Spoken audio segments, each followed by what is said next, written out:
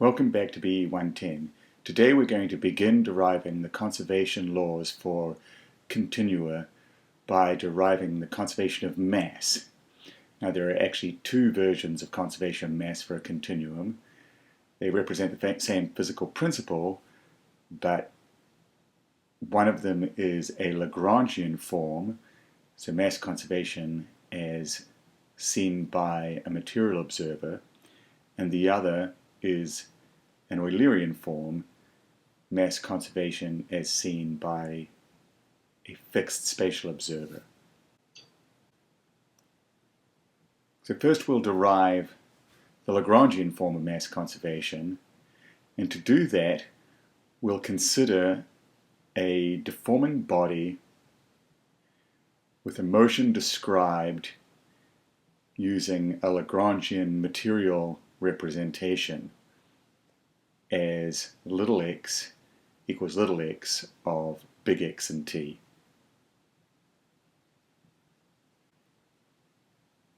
And from this we can get the components of the deformation gradient tensor, FIR, being the partial derivatives of little xi with respect to big XR.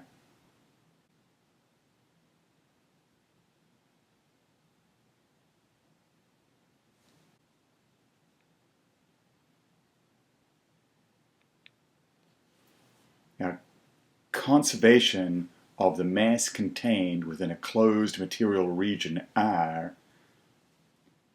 can then be expressed as follows.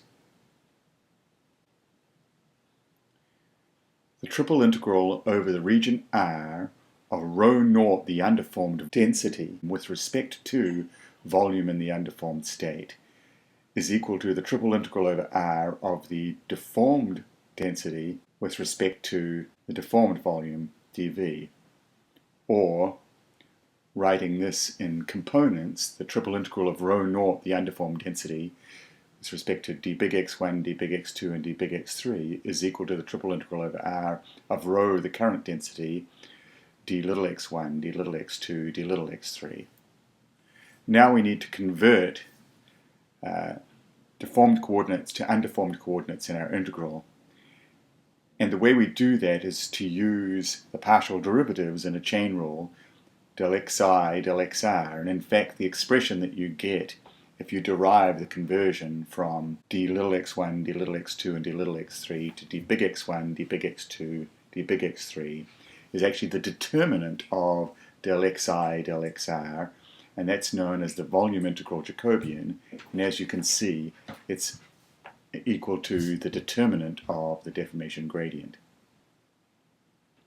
So therefore we can now write our integral equation as the triple integral over R of rho naught, the underformed density with respect to underformed coordinates dx1, dx2, dx3 is equal to the triple integral with respect to R of rho, the deformed density, times the determinant of f, d big X1, d big X2, d big X3. But here we observe that the region R is completely arbitrary. We could choose any and every region R, and this must still be valid.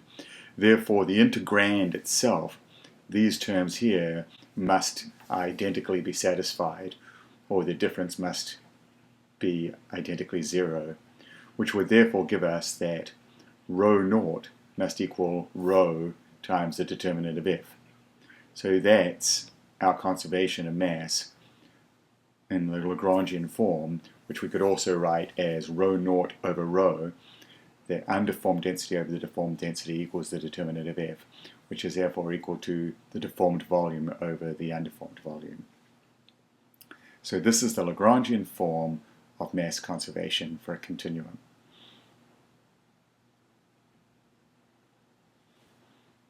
To illustrate this, let's consider a unit cube whose sides are aligned with the principal axes of stretch. After the deformation, the sides would now have lengths lambda 1, lambda 2, and lambda 3, which are the three eigenvalues of the stretch tensor U. So they are the principal stretches. So here we see that in this diagram. The original unit cube now has dimensions lambda 1, lambda 2, and lambda 3.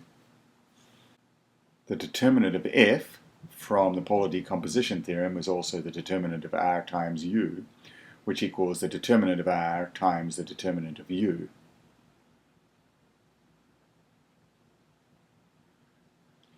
Now, R is an orthogonal rotation tensor, and so its determinant is 1,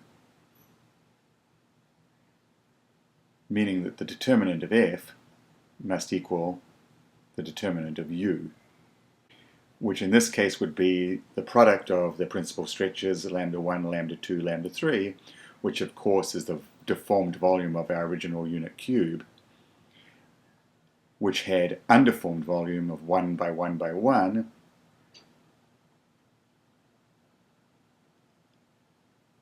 and therefore the ratio of the deformed volume to the undeformed volume, lambda 1, lambda 2, lambda 3, is the determinant of F, as we expected.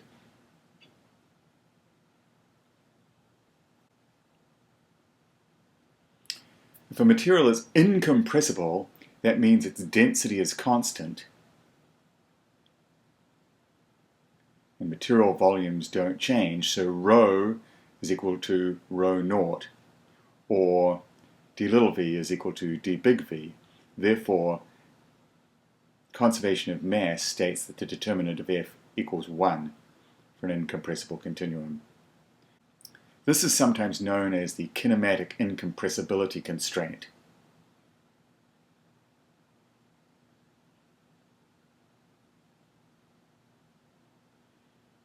So if a continuum is incompressible, we can use this constraint to determine part of the stretch. For example, given lambda 1 and lambda 2 as principal stretches in an incompressible material, we can use the kinematic incompressibility constraint to show that lambda 3, the third principal stretch, must be 1 over lambda 1 times lambda 2.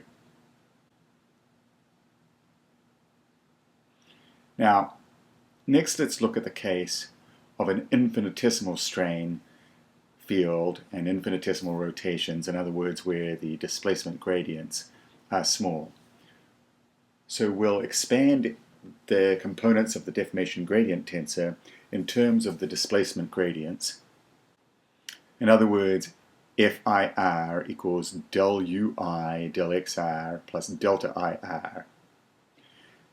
And therefore, the determinant of F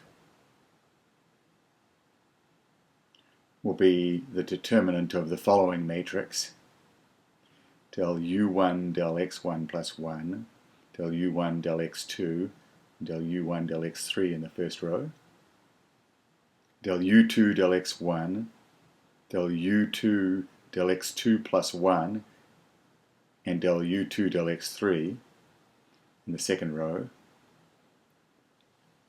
and del U3 del X1, del U3 del X2, del U3 del X3 plus 1 in the third row. So the determinant of this matrix will be del U1 del X1 plus 1, this term here, times the determinant of this submatrix, which is del U2 del X2 plus 1, times del U3 del X3 plus 1, minus del U2 del X3 del U3 del X2, minus this term del U1 del X2 times the determinant of this submatrix, del U2 del X1 times del U3 del X3 plus 1, minus del U2 del X3 times del U3 del X1, plus del U1 del X3 times the determinant of this submatrix, del U2 del X1 times del U3 del X2, minus del U2 del X2 plus 1 times del U3 del X1. Now if we look at this expression, we see that all of the terms here, here, here, here, and here all involve quadratic or higher combinations of these derivatives. So we get 1, this product there, plus del u1 del x1 plus del u2 del x2 plus del u3 del x3 plus a lot of terms that are all of order del ui del xr squared or smaller. So if del ui del xr is much less than 1, then terms of order del ui del xr squared and smaller are even less than 1, and so the determinant of f is approximately equal to 1 plus del ui del xi for small displacement gradients. Now remembering that the Cauchy strain tensor epsilon ij is del ui del xj plus del uj del xi divided by 2, you can see that del ui del xi is just EII, the trace of epsilon. So in other words, in the limit of infinitesimal strains and rotations, the determinant of f is 1 plus the trace of epsilon. The trace of epsilon will be 0 if there's no volume change, positive if it's greater than 0, negative if it's shrinking, and this term is called the dilatation. So now let's derive the Eulerian form of mass conservation for a continuum. So the Eulerian form of conservation of mass is the form that's typically used for fluid flows and is often referred to as the continuity equation. So stating mass conservation in words from the point of view of a fixed Eulerian spatial observer watching fluid flow into and out of a fixed spatial region, which is often referred to in fluid mechanics as a control volume, we can write the following.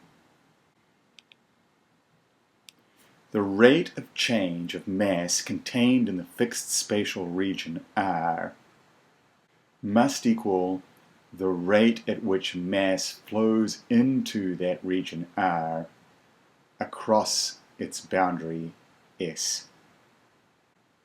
So mathematically, the rate of change of mass would be the integral of the rate of change of density with respect to volume, so the triple integral over R of d rho dt d little v, and then the rate at which mass flows into the region. If we subtract that from both sides, we would now add the rate at which mass flows out of the region, and that's given by the surface integral of rho times v dot n ds, where v is the velocity vector, n is the outward normal to s.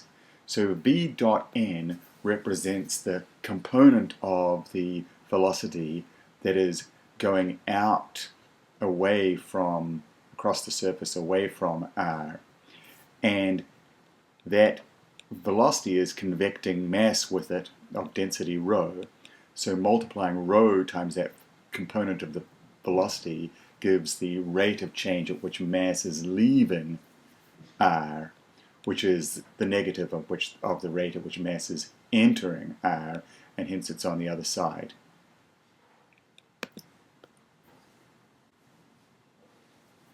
So now, applying the divergence theorem to convert this surface integral into a volume integral,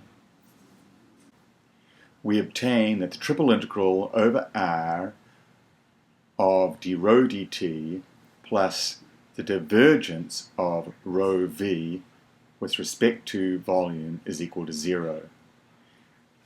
And again, since our region R is entirely arbitrary, that means the integrand itself, the terms inside the integral, must be identically satisfied. This term must be identically 0.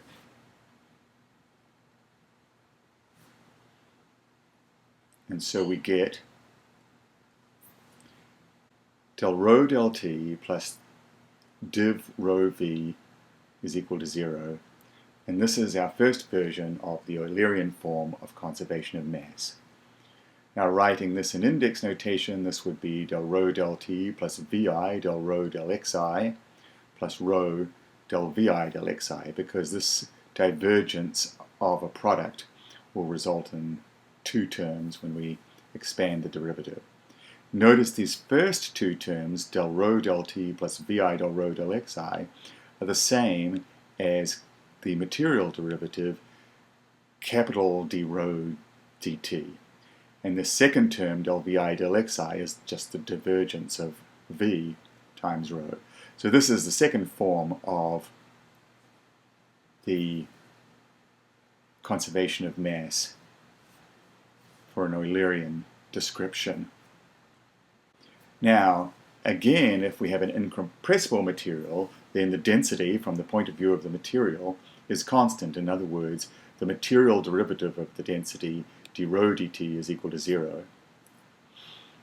And therefore, our conservation of mass simplifies to div v, which is del vi del xi, which is also dii, the trace of the rate of deformation tensor, must all be 0. So that is the Eulerian form of conservation of mass for an incompressible continuum. So next time we'll go on and we'll derive the conservation laws for linear momentum, angular momentum, and energy.